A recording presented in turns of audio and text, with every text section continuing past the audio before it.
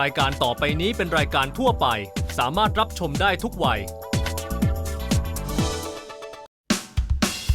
ไทม์ไลน์สุดที่ชัยยุ่นสัปดาห์นี้สัมภาษณ์พิเศษพอโพแมนประธานเจ้าหน้าที่บริหารกลุ่ม Unilever ผู้ผลิตและจำหน่ายสินค้าอุปโภคบริโภคชั้นนำของโลก So if we don't take the plans now to stay below the 2 degrees, the cost to society will be high, especially the poor people. Unilever จะพัฒนาอย่างยั่งยืนได้อย่างไรท่ามกลางสภาพภูมิอากาศที่เปลี่ยนแปลงไปและจะทำอย่างไรให้ยอดขายยังคงเติบโตต่อเนื่องแม้เศรษฐกิจโลกชะลอตัวไทม์ไลน์สุดที่ชัยยุ่น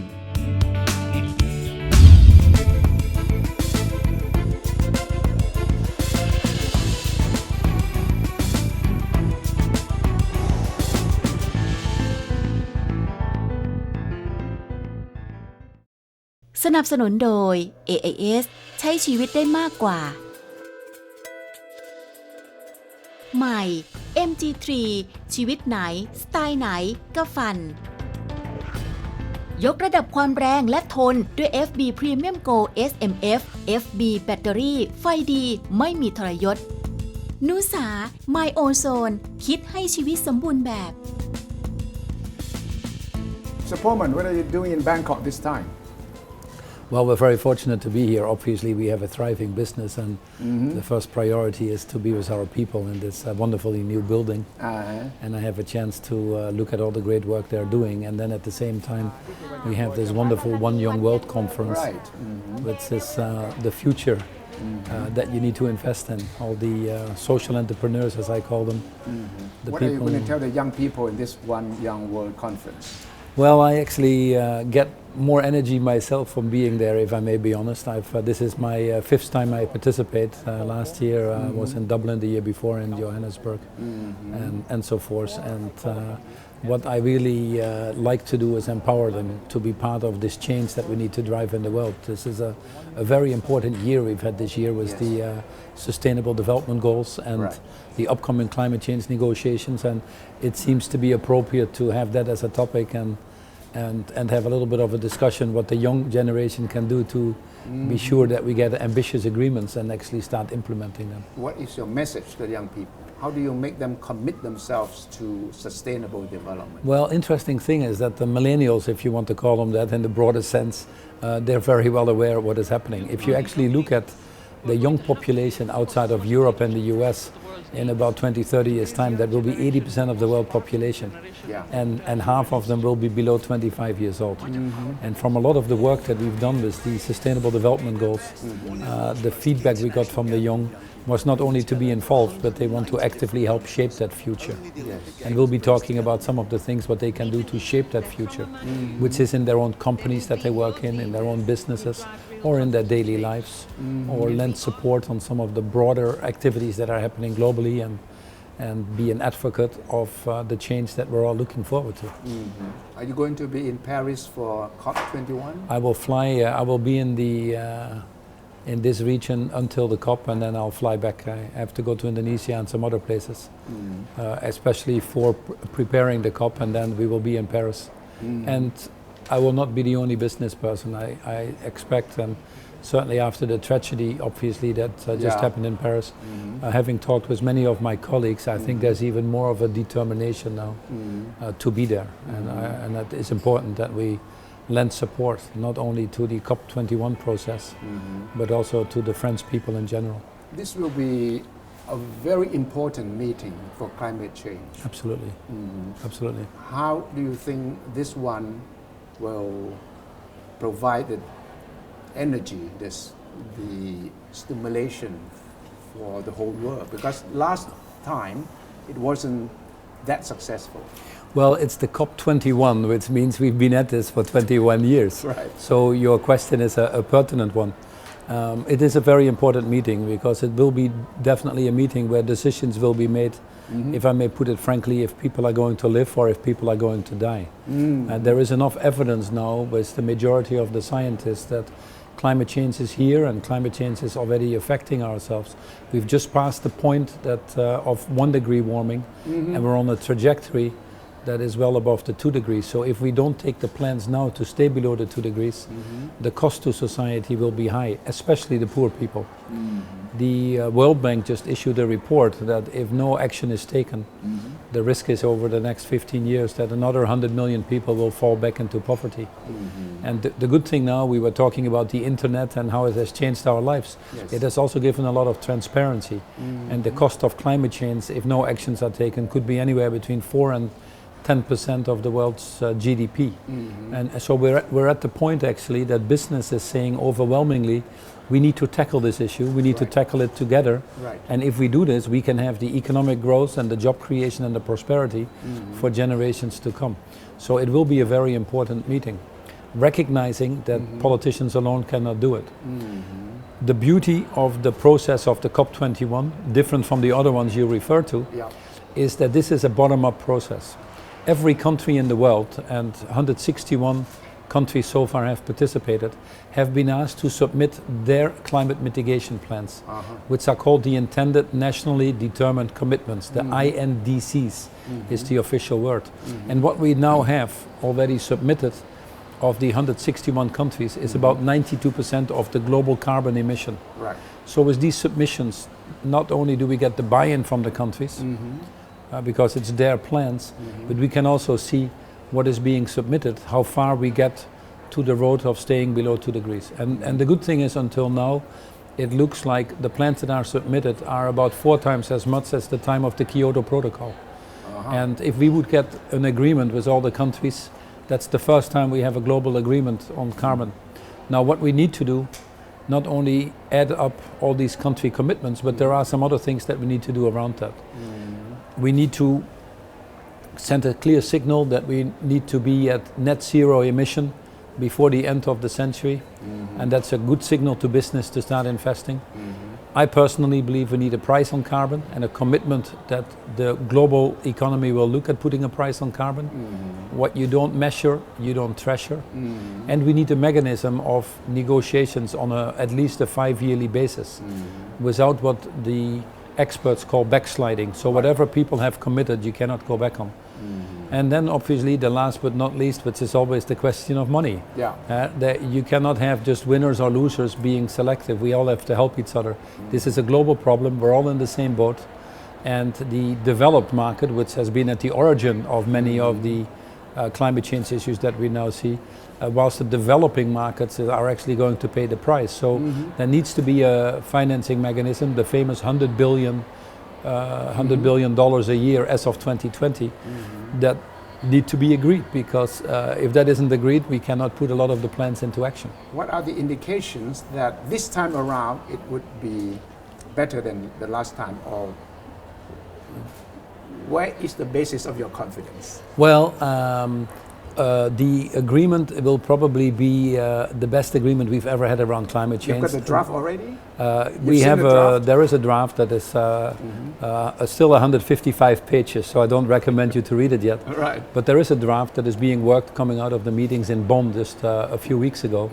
And so we are getting some indicators. There are obviously some sticky issues that we still have the next 2 weeks to work on as a global community, and this is an intergovernmental process, as you well know, so the countries are actively doing that.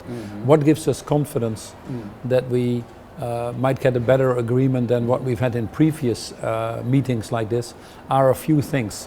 The science imperative is now much clearer than it was before. Yes. And I think there's overwhelming support now that action needs to be taken. We have a technology imperative. Increasingly, we have seen that we have the solutions to attack these problems. The cost of solar, the cost of wind have come down exponentially, much faster than people expected. We have the financial imperative. Increasingly, the financial market is seeing this as a risk and starting to divest or demand exposure or clarity in the portfolio of their investments to the fossil fuel industry, to how much carbon exposure you have. So there's an enormous risk factor. And increasingly, we have the population at last, the citizens of this world, the citizen imperative, if you want to call it that way, that are really calling loudly for and clearly for action. With the submissions that we've now seen, very progressive steps from countries like China, the US now. Major countries that were previously excluded from that process are now actively looking at how they can obviously mitigate this potential disaster if we don't take actions. So there are a lot of good signs. The private sector is probably the one pushing it more than we've ever seen before. Why? The main reason for that probably is that the private sector is a little bit longer term oriented than the politics, might be a little bit more global, and actually are the first ones that see these costs of climate change coming into their business model. 14 of the last 15 years have been the hottest years on record. Yeah. Every month, if not every week, there is a drought or a hurricane or a flood somewhere in the world. And increasingly you have to deal with that as businesses. And in a case like Unilever, the company that I have the honor to chair, it's about 400 million euros a year already that we reckon are these costs of climate change. At the same time, the business community also sees an enormous opportunity. This is an economy in the waiting. The enormous opportunity of population growth, urbanization, to design that well in the future. We are talking just on urbanization alone, investments of $90 trillion over the next 15 years. Investments in green energy now are already bigger than conventional fossil fuel energies. So there's an enormous economic opportunity next to a mitigation of risk or a reduction of costs that is waiting. And the smart companies understand that. When you took over Unilever as chairman, you announced the policy that you will double the sales but cut by half the environmental impact footprint. Right, decoupling. Yeah, decoupling. In the business sense, does it make sense? Oh, absolutely. Yeah. But actually we went a little further than that. We said, it was very clear to me that I became CEO in the end of 2008, early 2009, and if you remember, that was the height of this financial crisis in Europe and the US that became a governmental crisis and ultimately an economic crisis that we frankly are still suffering from. And I think what many people started to realize around that time, that our economic system had lifted a lot of people out of poverty, had done very well for many of us, but had some shortcomings, enormous levels of government debt, private debt, leaving too many people behind, but also an overconsumption. With few people consuming many of the world's resources, and frankly we only have limited resources.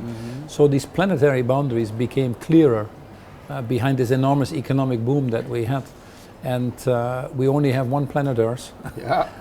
We don't have the rights to take that away from our children or their grandchildren. We have to be more stewards than consumers in that sense. Right. So we need to have a different economic system if we want to live in prosperity.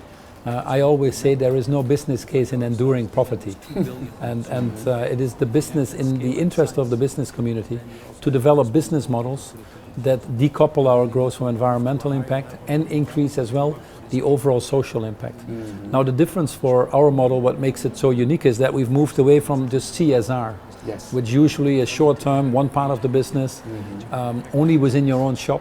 We said that's not how it's going to work. We need to take responsibility of the total value chain, from the farmer to the fork at home when you eat the food and everything in between. So from the sourcing to manufacturing to the consumer, and frankly back, if you think about a circular economy, back into use. If there is ever anybody's waste, should be someone else's input. So how can we create these closed loop systems?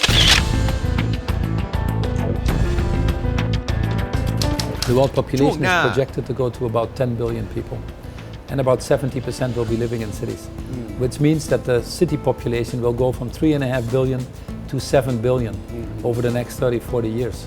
It's doubling, which means that we have to build about every 2 months and a half, a new New York into this world.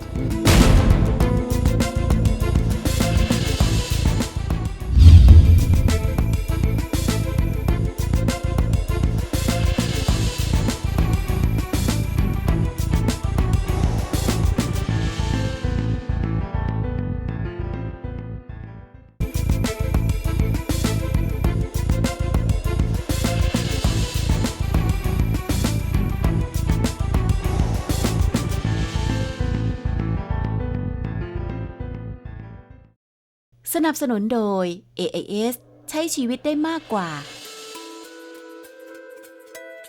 ร็อกเวิร์ดเชื่อว่าบรรยากาศของออฟฟิศที่ดีมีผลต่อการดึงศักยภาพที่ซ่อนอยู่ออกมา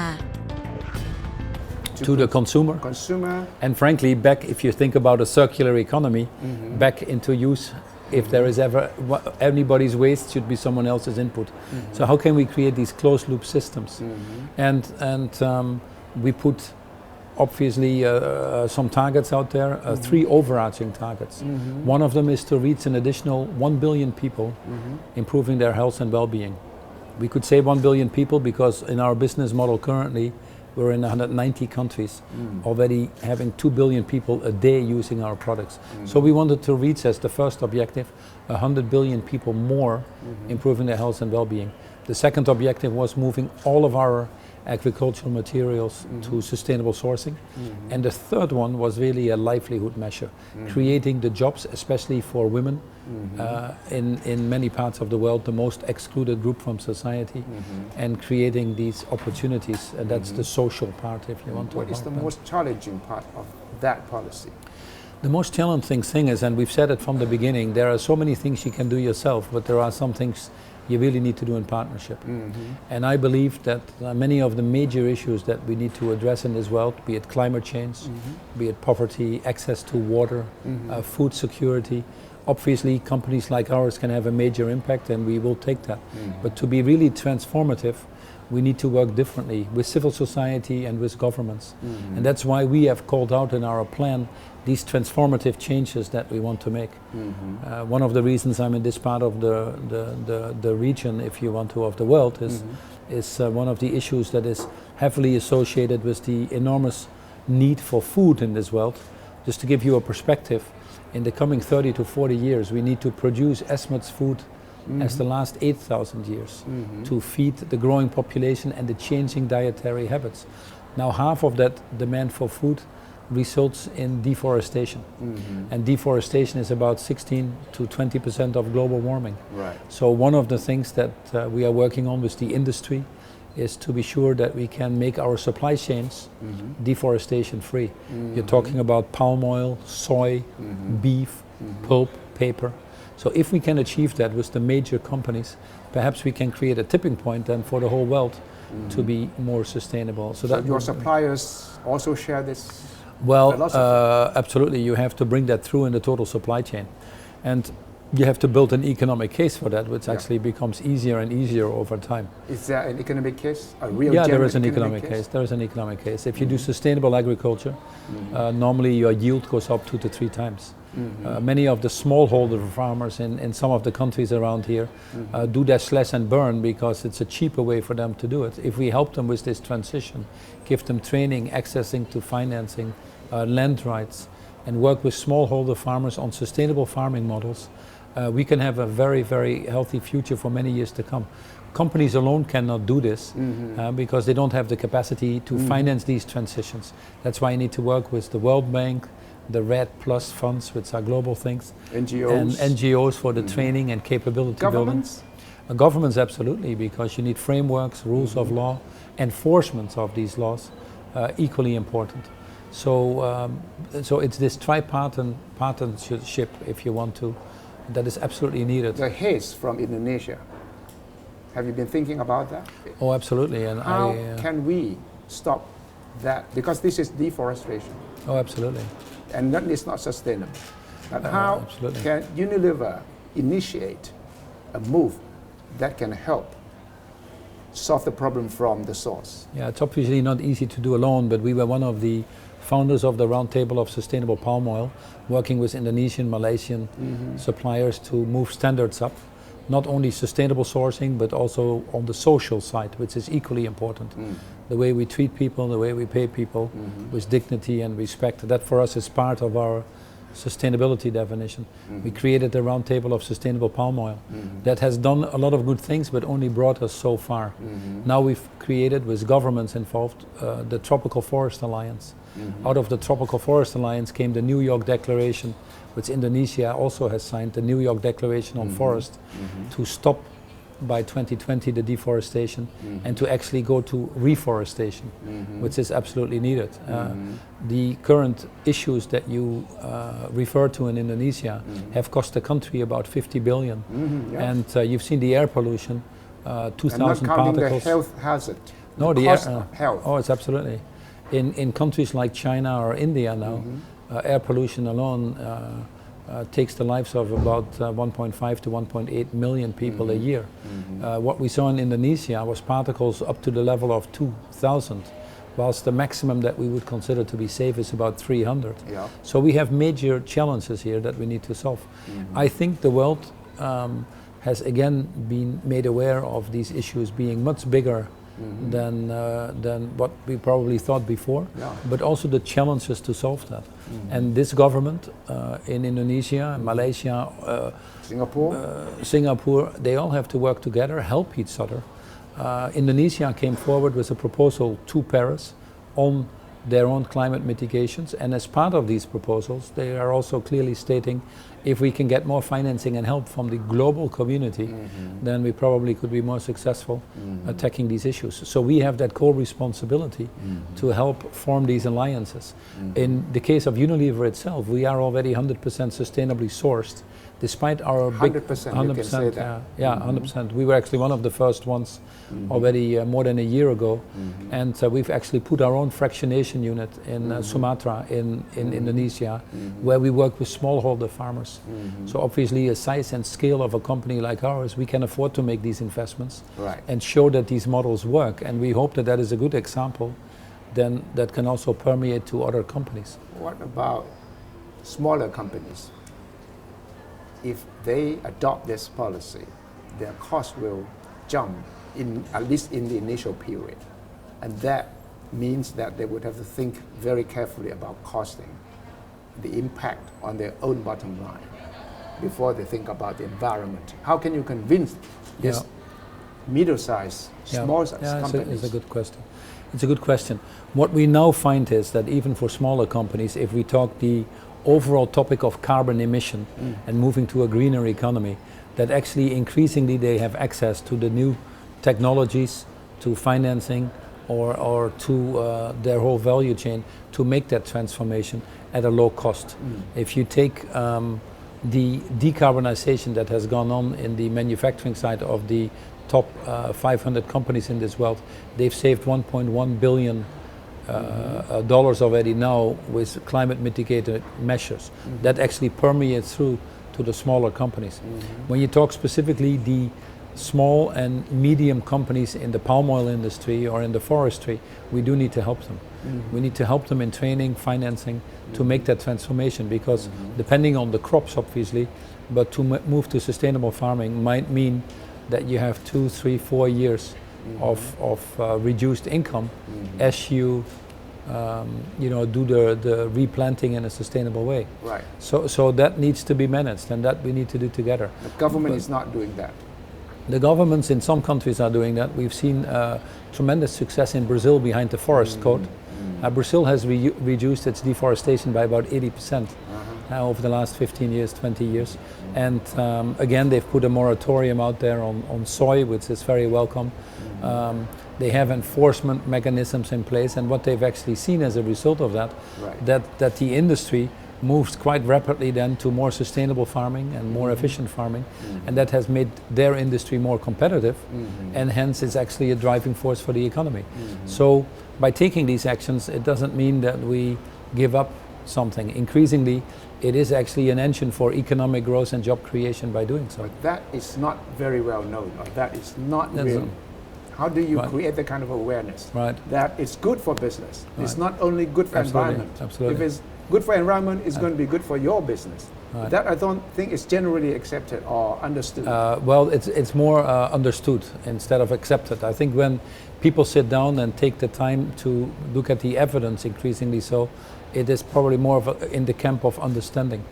We created a commission under the leadership of the former president of Mexico, Felipe Calderon, and Nick Stern, who is the climate economist that you well know from the UK, from the Stern report. And we created a commission which was called the New Climate Economy Commission. I actually happen to be part of that commission as one of the members. And what the commission showed was there are three areas basically that cause this carbon emission. One, not surprisingly, is energy, that's the fossil fuel. One is land use, which is how we do farming, degrading our land, deforesting. And the third one is cities. And increasingly, we show that with the investments that we need to make anyway in the future, I'll give the example of the cities in a second, that if we do this sustainably, the incremental costs are very minimal and the economic benefits are enormous. I'll give you the example of the city, and then I'll show you already one of the major countries in this world that has already understood this and driving this, which is China. We currently have about 3.5 billion people living in cities, 50% of the world population. The world population is projected to go to about 10 billion people, and about 70% will be living in cities, which means that the city population will go from 3.5 billion to 7 billion over the next 30, 40 years. It's doubling, which means that we have to build about every 2 months, 2 months and a half, a new New York into this world. And the way we build this and decide to build this is going to box us in or decide how we are going to live.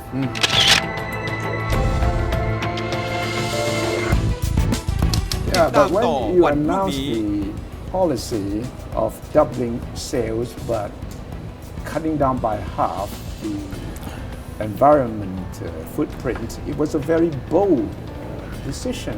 What No, what you are not. made you decide to just say, I'm going to make it the policy of Unilever?